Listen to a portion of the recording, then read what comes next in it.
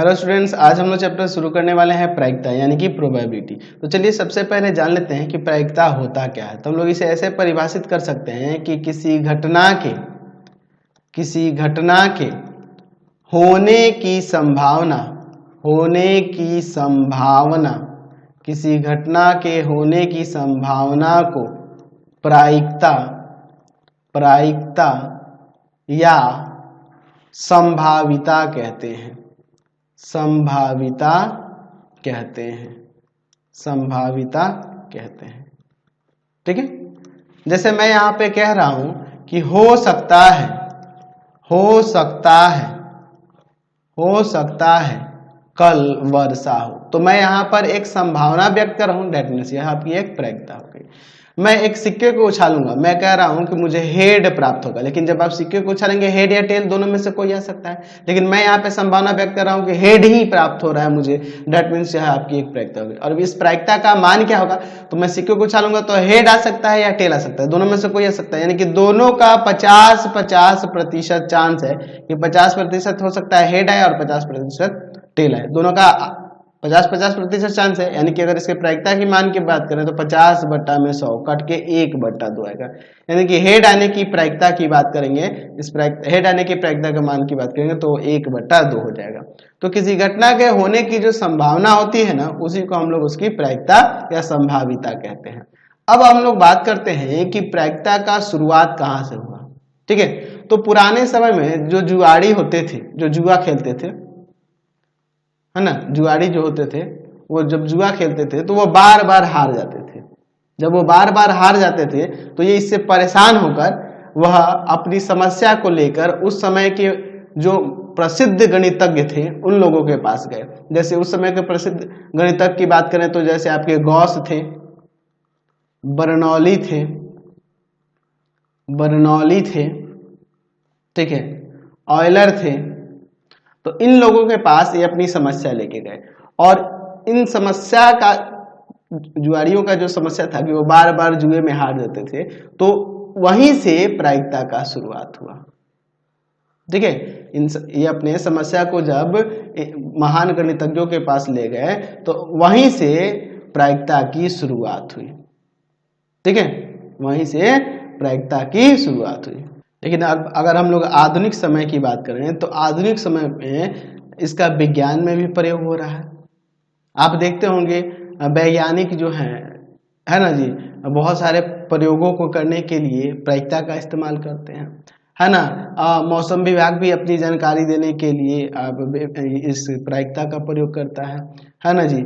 अर्थशास्त्र में भी इसका प्रयोग होता है, अर्थशास्त्री भी इसका प्रयोग करते हैं अर्थशास्त्र में। ठीक है, इंजीनियरिंग में इसका बृहद रूप से प्रयोग होने वाला है ना। इंजीनियरिंग में भी इसका प्रयोग होने लगा है। तो ऐसे हम लोग बात करें तो इसका हर एक जगह प्रायिकता का अब आधुनिक समय में बृहद रूप से प्रयोग होता जा रहा है। ठीक है, तो ये चैप्टर हमारे लिए बहुत ही ज़्यादा जरूरी है, तो आप इसे बहुत ही ध्यान से देखेंगे, समझेंगे और फिर इससे बहुत कुछ आपको सीखने को मिलेगा। अब देखिए, प्रायिकता से रिलेटेड कुछ इसमें परिभाषाएं हैं, ठीक है, उसके बारे में हम लोग बात करने वाले हैं। ठीक है, तो ये अभी हमने जितनी भी बातें की, जिस समय जो जुआड़ी थे जो अपनी समस्या लेके गए थे, तो ये सब हम लोग 18वीं सदी की बात कर रहे हैं। ठीक है ना, तो उस समय की मैं बात कर रहा हूं, यानी कि अभी से लगभग 200 साल पहले की बात कर रहा हूं। ठीक है, तो उस समय इसका शुरुआत हो चुका था प्रायिकता का। समझ गए? चलिए, तो अब हम लोग कुछ महत्वपूर्ण परिभाषाएं हैं जिनको हम लोग देख लेते हैं। सबसे पहला हम लोग बात करते हैं प्रयोग। प्रयोग कहिए या फिर परीक्षण भी कह सकते हैं। परीक्षण यानी एक्सपेरिमेंट। बहुत जगह इन सब चीजों का हम लोग यूज करने वाले हैं इस चैप्टर में। वैसे तो हमने क्लास 10th में भी ये सब चीज 9th में भी पढ़ा हुआ है, लेकिन दोबारा से हम लोग यहाँ देखेंगे। चलिए, प्रयोग क्या होता है या परीक्षण क्या होता है। ठीक है, मतलब जब हम कोई ऑपरेशन करें और उस ऑपरेशन से हमें सुनिश्चित परिणाम निकले तो उसको हम लोग प्रयोग कहते हैं। जैसे मैं यहाँ कह रहा हूं कि एक पासे को मैं फेंक रहा हूं, जब मैं पासे को लुढ़काऊंगा तो मुझे ज्ञात है कि वहां पे हमें सुनिश्चित परिणाम जो मिलेंगे 1 2 3 4 5 6, इसमें से कोई एक आएगा। दैट मीन्स यह आपका एक प्रयोग है, एक्सपेरिमेंट है। ठीक है, तो हम लोग लिख सकते हैं, हम लोग जानते हैं ना जी, इस पैसे को फेंकेंगे, एक सिक्के को उछालूंगा तो मुझे पता है कि इससे सुनिश्चित परिणाम ही प्राप्त होंगे, हेड या टेल ही हमें प्राप्त होगा।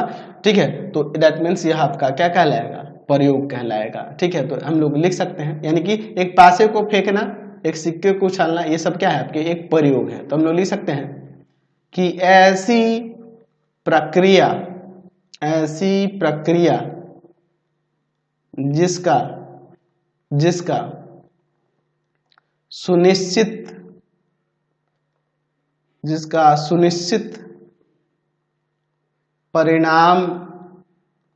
जिसका सुनिश्चित परिणाम निकल आए प्रयोग कहलाता है। ठीक है, वैसे तो अगर हम लोग विज्ञान में कोई एक्सपेरिमेंट करते हैं तो उसका परिणाम बार बार एक ही हमें प्राप्त होता है। जैसे हम लोग कह रहे हैं, मैं एक एक्सपेरिमेंट कर रहा हूं कि मैग्नीशियम को ऑक्सीजन के साथ अभिक्रिया कराने पर हमें यहाँ मैग्नीशियम ऑक्साइड मिलेगा। तो यह बार बार एक ही चीज हमें प्राप्त होगा। विज्ञान के अंतर्गत हम लोग बात करेंगे तो हमें बार बार एक ही चीज प्राप्त होगा। लेकिन अगर हम लोग यहाँ पे इस पासे को फेंके, सिक्के को उछाले, तो हमें परिणाम अलग अलग हो सकते हैं, दोहराए भी जा सकते हैं। ठीक है, तो इसमें ध्यान रखना है, ये भी आपका प्रयोग ही है और ये सब भी आपके प्रयोग ही हो रहे हैं। समझे ना बात को। चलिए अब हम लोग बात करते हैं यादृच्छ प्रयोग क्या होता है, रैंडम एक्सपेरिमेंट क्या होता है। यादृच्छ प्रयोग यानी रैंडम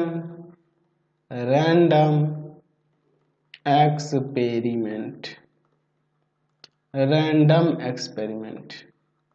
ठीक है, चलिए यादृच्छ प्रयोग क्या होता है समझ लीजिए। देखिए, जब हम कोई ऐसा एक्सपेरिमेंट करें जिसके परिणाम की पहले से कोई घोषणा ना हो और जिसके संभव जितने जो भी परिणाम मिले, एक से अधिक संभव परिणाम हो और उनके बारे में आप पहले से कोई घोषणा नहीं कर सकते हैं। ठीक है, उस तरह के प्रयोग को यादृच्छ प्रयोग कहते हैं। लेकिन अगर यही साइंस का जो प्रयोग कर रहे थे वो आपके यादृच्छ प्रयोग नहीं होंगे, क्योंकि उसका परिणाम हमें पहले से पता है कि एक ही परिणाम हमेशा बार बार आता है। लेकिन अगर हम लोग वही एक पासे को फेंकते हैं, तो पासे को फेंकेंगे तो इसमें हमें पता है कि 1 2 3 4 5 6, यहाँ देखिए एक से अधिक प्रयोग, एक से अधिक हमें यहाँ परिणाम मिल सकते हैं। 1 2 3 4 5 6, इनमें से कोई भी आ सकता है और पहले से ये भी घोषणा नहीं कर सकते आपकी इनमें से कौन आएगा। दैट मीन्स ये यादृच्छ प्रयोग में आ जाएगा।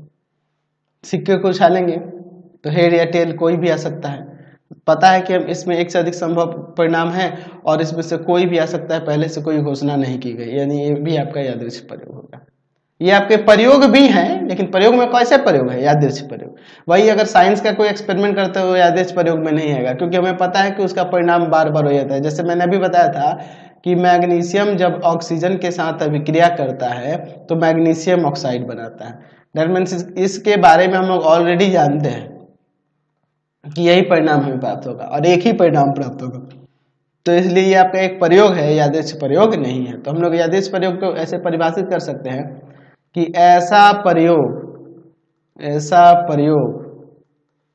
जिसका एक से अधिक संभव परिणाम हो तथा जिसके परिणाम के बारे में कोई पूर्व घोषणा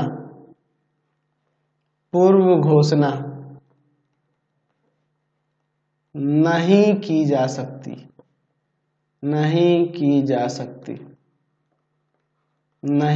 सकती, यादृच्छ प्रयोग कहलाता है। यादृच्छ प्रयोग कहलाता है। समझ गए। अब देखिए यदिच प्रयोग में हम लोग क्या देख रहे हैं, यदिच प्रयोग में हमेशा समान परिस्थिति नहीं होती है, अलग अलग आते हैं परिणाम, इसके अलग अलग हो जाते हैं और पहले से आप उस परिणाम की कोई घोषणा नहीं कर सकते। ठीक है, समझ गए। चलिए हम इसमें बार बार देख रहे हैं परिणाम, हर एक जगह परिणाम आ जा रहा है। ठीक है, तो ये परिणाम होता क्या है, इसको भी हम लोग थोड़ा परिभाषित कर देते हैं। परिणाम अंग्रेजी में इसको आउटकम बोलेंगे, आउटकम। चलिए, तो परिणाम को हम लोग ऐसे कह सकते हैं कि जब कोई यादृच्छिक प्रयोग किया जाता है उसमें जो भी नतीजे प्राप्त होते हैं ना, संभावित नतीजे जो होते हैं, इसके क्या कहलाते हैं, परिणाम कहलाता है। तो हम लोग लिख सकते हैं कि किसी यादृच्छिक प्रयोग की संभावित नतीजे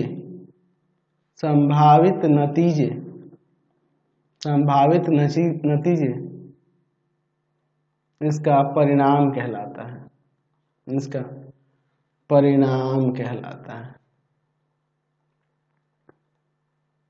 परिणाम कहलाता है। ठीक है, तो समझ गए परिणाम क्या होता है। जैसे आप एक पासे को फेंक रहे हैं तो 1 2 3 4 5 6 हमें प्राप्त हो रहा है, तो ये सभी के सभी क्या है, आपके परिणाम है। यदि आदेश प्रयोग होता है ना एक पासे को फेंकना, तो ये सभी के सभी जो यहाँ पर देख रहे प्रयोग करने पर, जो ये परीक्षण करने पर जो ये प्राप्त हो रहे 1 2 3 4 5 6, ये सभी क्या है, आपके परिणाम है। ठीक है, चलिए अब इसके बाद हम लोग देखते हैं प्रतिदर्श समिष्ट क्या होता है। ठीक है, प्रतिदर्श समिष्ट, प्रतिदर्श समिष्ट यानी sample space, sample space, sample space क्या होता है। ठीक है, देखिए जब कोई प्रयोग किया जाता है और उसमें जितने भी सभी संभव परिणाम हो उनको हम लोग एक समुच्चय के रूप में जो लिख देते हैं, वही क्या कहलाता है, प्रतिदर्श समिष्ट कहलाता है। ठीक है, तो हम लोग लिख सकते हैं कि जब कोई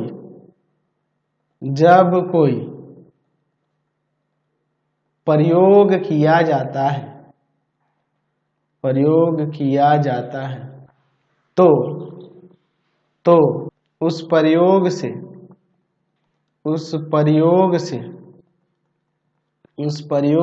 प्राप्त होने वाले सभी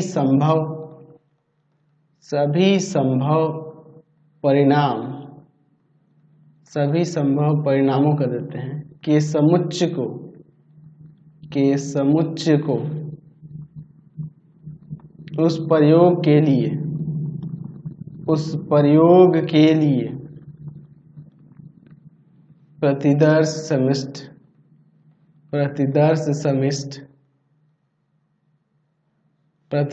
समिष्ट कहते हैं या प्रायिकता समिष्ट भी कहते हैं। ठीक है, अच्छा इसे हम लोग कैसे सूचित करते हैं, तो ए से सूचित किया जाता है। अच्छा मैं एक पासे को फेंक रहा हूं तो 1 2 3 4 5 6 हमें यही ना प्राप्त होगा, तो ये आपका सैंपल स्पेस प्रतिदर्श समिष्ट हो जाएगा एक पासे को फेंकने के लिए। हमने प्रयोग क्या किया, एक पासे को फेंका, तो एक पासे को फेंका तो हमें 1 2 3 4 5 6 ये सब परिणाम मिल सकते हैं। इसी को हम लोग एक समुच्चय के रूप में लिख दिए हैं और हम लोग जानते हैं कि प्रतिदर्श समिष्ट को ऐसे सूचित करते हैं। दैट मीन्स यहाँ पर यह आपका क्या हो गया, एक प्रतिदर्श समिष्ट हो गया। समझ गया, यानी कि जितने भी किसी प्रयोग में, किसी एक्सपेरिमेंट में जितने भी परिणाम होते हैं उन सभी का समुच्चय, ठीक है, आपका क्या कहलाता है, प्रतिदर्श समिष्ट कहलाता है उसके लिए। समझ गए। अच्छा एक सिक्के को उछालेंगे तो हेड या टेल हमें प्राप्त होगा, दैट मीन्स ये भी आपका सैंपल स्पेस हो जाएगा एक सिक्के को उछालने के लिए। समझ गए। चलिए अब देखते हैं प्रतिदर्श बिंदु क्या होता है। 5 नंबर में प्रतिदर्श बिंदु कहिए या घटना बिंदु कहिए, सैंपल पॉइंट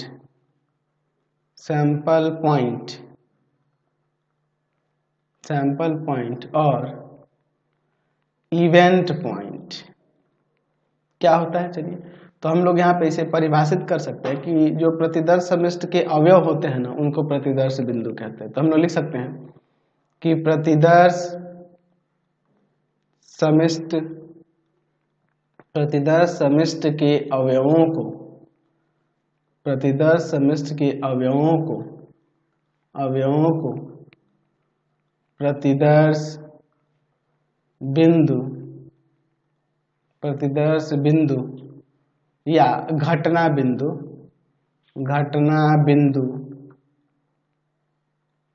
कहते हैं। समझ गए? जैसे मैं यहाँ पे कह रहा हूँ कि एक सिक्के को उछाल रहा हूँ, तो सिक्के को उछालूंगा तो मुझे हेड या टेल मिलेगा, तो यहाँ पे जो हेड या फिर टेल देख रहे हैं, यहाँ पर ये हेड और टेल क्या है? प्रतिदर्श बिंदु है। मैं एक पासे को फेंकता हूँ तो मुझे 1 2 3 4 5 6 ये सैंपल स्पेस मिलेगा। इसका प्रत्येक, एक को भी कह सकते हैं, 2 को भी, 3 को भी, 4 को भी, 5 को भी, 6 को भी, हर एक को क्या कहेंगे? यहाँ पर प्रतिदर्श बिंदु कहेंगे। चलिए अगला देखते हैं हम लोग, विविक्त प्रतिदर्श समष्टि क्या होता है।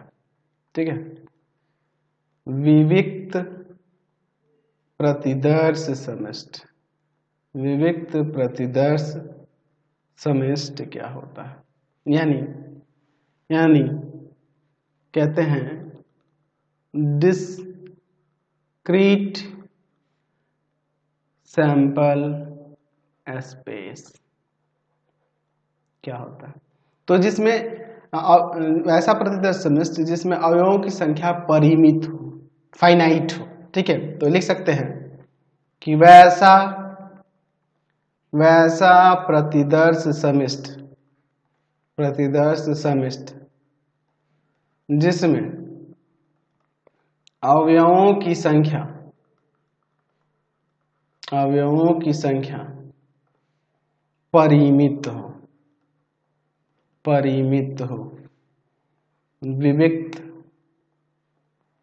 प्रतिदर्श समष्टि कहलाता है। विविक्त प्रतिदर्श समष्टि कहलाता है।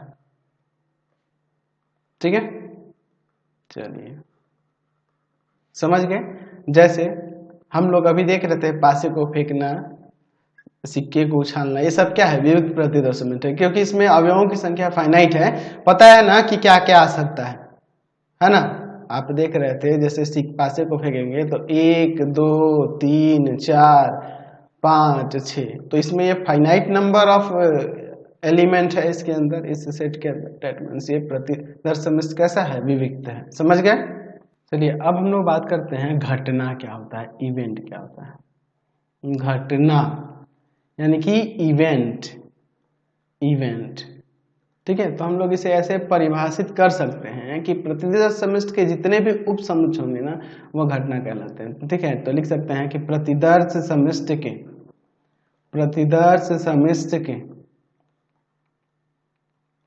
प्रत्येक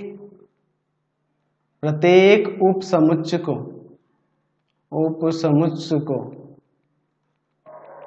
घटना कहते हैं।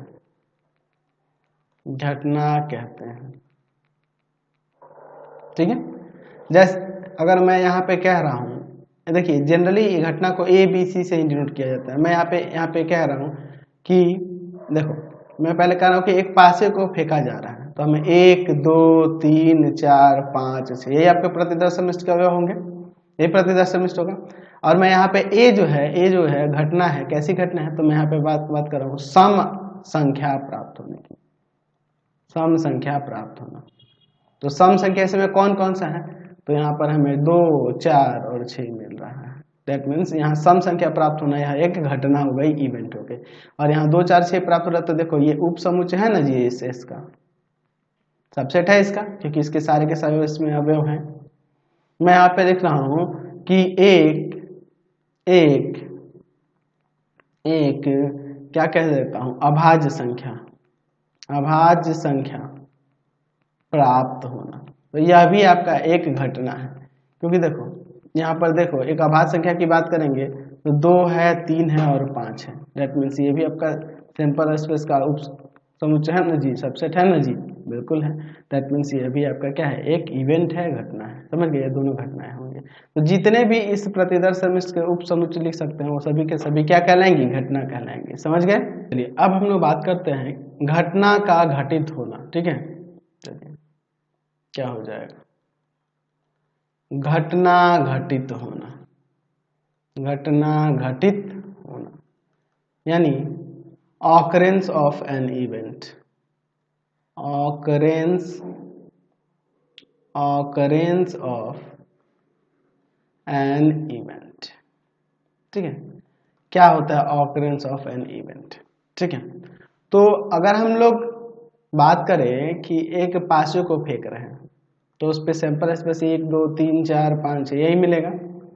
मैं यहाँ पर एक घटना कह रहा हूं कि जो घटित हो रहा है, सम संख्या प्राप्त होना, सम संख्या प्राप्त होना।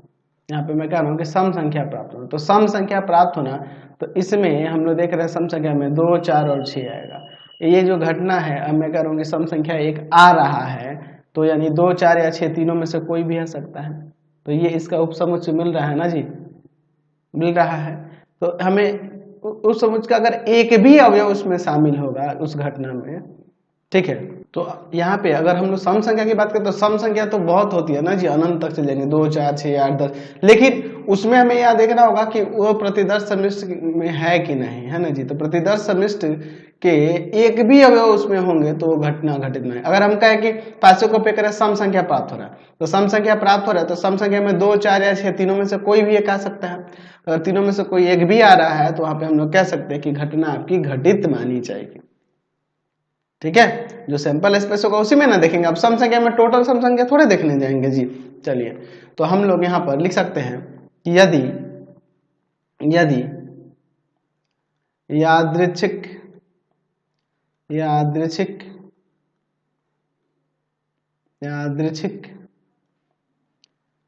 प्रयोग का परिणाम किसी घटना को दर्शाने वाले उपसमुच्चय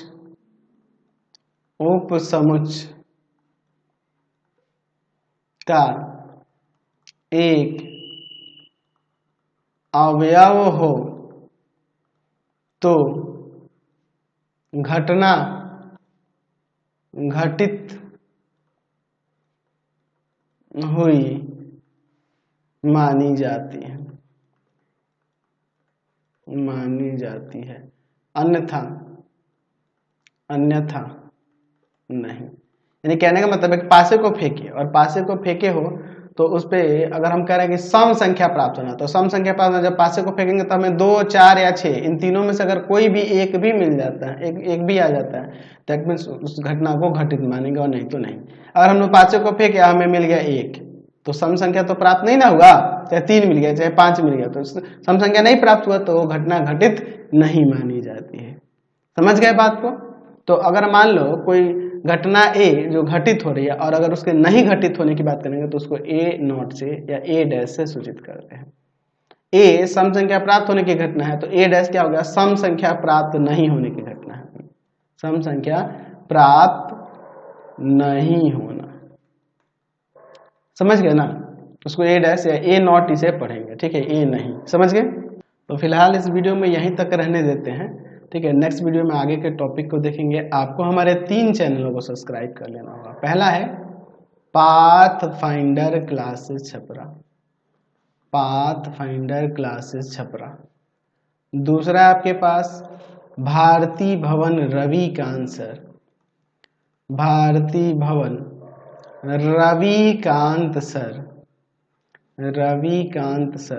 और तीसरा चैनल है रविकांत सर के नाम से। तीनों को सब्सक्राइब कर लेंगे, और इससे रिलेटेड वीडियो के लिए सीधे डिस्क्रिप्शन में जाएंगे। इससे रिलेटेड नोट्स के लिए गूगल पे जाकर सर्च करेंगे www.ravikantsir.in, और यहाँ जाकर आप सभी क्लासेस के नोट्स और उनके PDF को डाउनलोड कर सकते हैं, पढ़ सकते हैं। इंस्टाग्राम और फेसबुक पे जाके पाथफाइंडर क्लासेस छपरा को लाइक एंड फॉलो करना नहीं भूलेंगे। Thanks for watching the video.